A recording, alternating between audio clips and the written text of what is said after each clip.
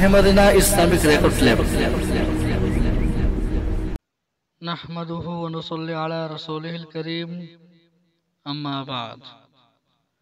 প্রিয় মুসলিম ভাইয়েরা, আপনারা আপনাদের সন্তানদেরকে অন্যের রুমে প্রবেশ করতে হলে অনুমতি নিয়ে যেন প্রবেশ করে তা শিক্ষা দিন।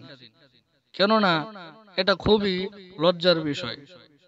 প্রত্যেকের রুম হচ্ছে প্রত্যেকের পার্সোনাল জায়গা। এখন ধরুন সেখানে স্বামী স্ত্রী থাকে, তো তাদের মধ্যে একটু রোমান্টিক ভাব থাকবে। তো সেখানে যদি আপনার বাচ্চা অনুমতি ছাড়া প্রবেশ করে, তাহলে এর জন্য কে দায়ী? ওই স্বামী স্ত্রী? কখনোই না, বরং এই জঘন্য কাজের জন্য আপনিই দায়ী। আপনি কেন আপনার সন্তানকে শিক্ষা দিলেন না যে অন্যের রুমে ঢুকতে হলে অনুমতি নিয়ে ঢুকতে হয়? আমাদের বর্তমান সমাজে এরকম ঘটনা অনেক আছে। স্বামী স্ত্রীর রুমে বাচ্চারা অনুমতি ছাড়া প্রবেশ করে। বাচ্চার গার্ডিয়ানরা বাচ্চাকে না শুধরিয়ে উল্টো ওই স্বামী স্ত্রীকে ধমকায়। হায় আফসোস! আর বাচ্চাকে কি শিক্ষা দেবে? নিজেরাই তো অনুমতি ছাড়া আরেকজনের রুমে প্রবেশ করে। প্রিয় মুসলিম ভাই ও বোনেরা, আসুন নিজেরাও শুধরাই এবং নিজেদের শিশুদেরকেও শুধরাই।